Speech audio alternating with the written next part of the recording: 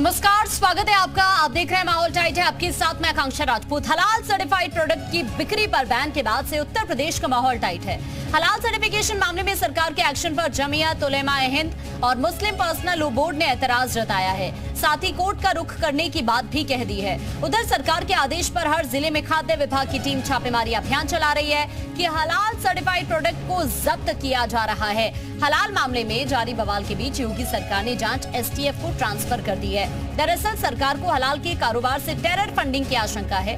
सरकार को यह शक है कि शायद हलाल के कारोबार से होने वाली कमाई का बड़ा हिस्सा राष्ट्र विरोधी गतिविधियों में तो इस्तेमाल नहीं हो रहा, लिहाजा टेरर फंडिंग की जांच एसटीएफ को सौंप दी गई है। कहा यह जा रहा है कि यूपी एसटीएफ राज्य व्यापी छापेमारी अभियान भी चलाने की तैयारी में है। यानी हलाल से अर्निंग और टेरर में फंडिंग पर अब सरकार पूरी तरह सख्त है।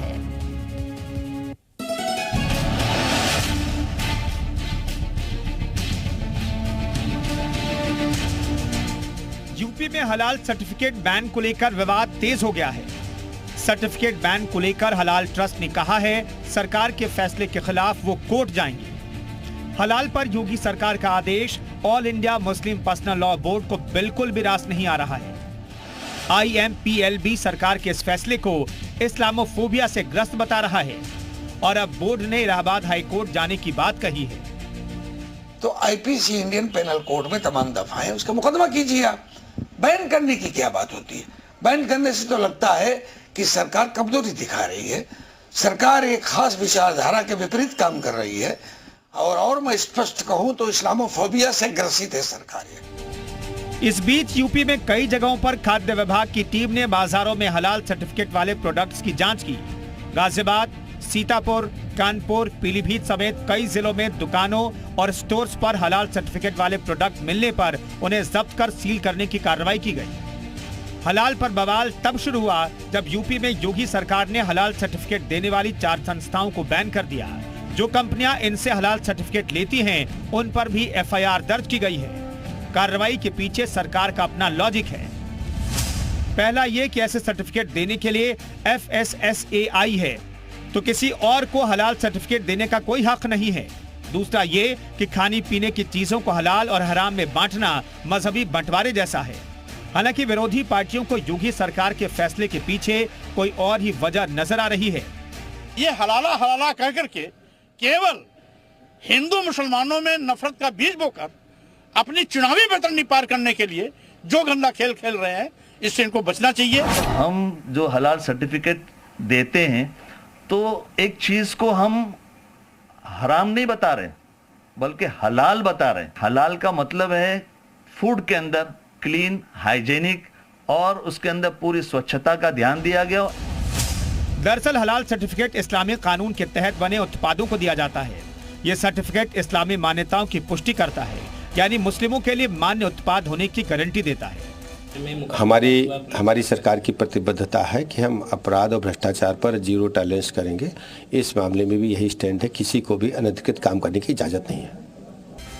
वैसे तो ये पिछले 2-3 दशकों से होता आ रहा है, मगर फिलहाल यूपी में हलाल सर्टिफिकेशन वाली संस्था के खिलाफ FIR दर्ज होने के बाद इस पर सियासी बवाल शुरू हो गया है। ब्यूरो रिपोर्ट, जी मीडिया।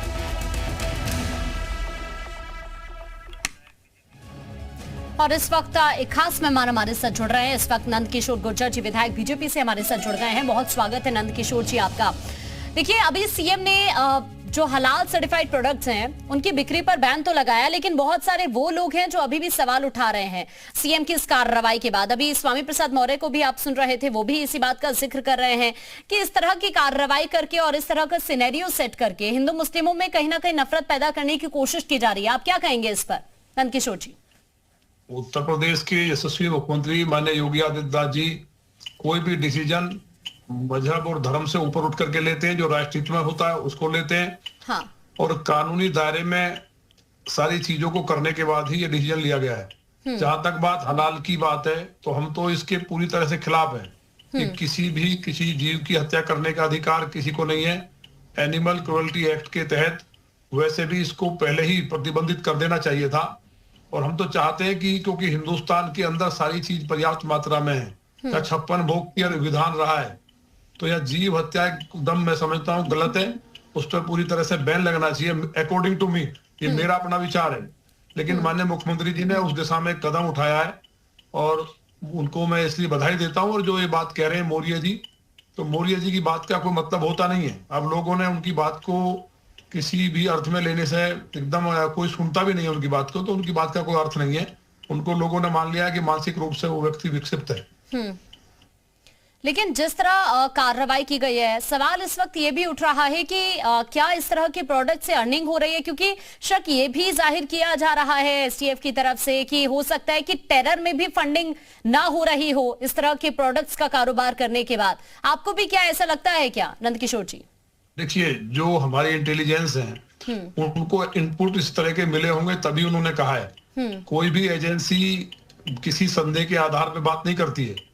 वो भले ही बयान मीडिया में दे कि इस तरह का संदेह है, इसका मतलब उनके पास पुख्ता जानकारी है, इस बात का प्रमाणिक उनके पास कोई रिकॉर्ड रहा होगा। और इसलिए ये कार्रवाई करना, और उसके अलावा माननीय मुख्यमंत्री जी ने, कोई ऐसा नहीं है कि कोई भी अगर हम कहीं कोई ऑर्डिनेंस बनाते हैं या कोई भी कानून अगर बनाते हैं तो उसको बिना किसी उसके बना दिया जाता है। इस पर पूरा काम किया है। इसलिए माननीय मुख्यमंत्री जी ने जो कदम बढ़ाया है उसको मैं बधाई देता हूँ। और मेरा तो ये मानना है कि किसी को भी किसी जीव को मारने का अधिकार नहीं है भारतीय संस्कृति के अनुसार। तो ये पूर्ण रूप से ये बंदी हो। भारत में कोई अनाज की कमी नहीं है। और जहां तक यहाँ के मुस्लिम की बात है, ये पॉलिटिकल लोग हैं, मौर्य जैसे 2-4 लोग और आएंगे तो बात कह सकते हैं। लेकिन जो ओवरऑल अगर देखा जाए तो इंडिया के अंदर जो मुस्लिम भी है वो भी इस बात को समर्थन करता है बड़ी संख्या में, क्योंकि अरब में वहां इनके पास खाने के लिए कुछ नहीं था। तो जो अरब के लोग आए उन्होंने यहाँ जबरदस्ती थोपा, धर्म परिवर्तन कराया। हिंदुस्तान के अंदर तो सारे जितने भी मुसलमान हैं 99.99% वो सारे के सारे हिंदू हैं, हिंदुओं से निकले हैं। गुजरों में से, जाटों में से, राजपूतों में से, बढ़ई हैं, सभी हर बिरादरी के लोग उनमें। लेकिन तो वो भी मानते हैं कि गलत है। मैं अपने देश की बात करूं, ये भारत है, हर धर्म के लोग यहाँ पर रहते हैं, सब साथ में रहते हैं।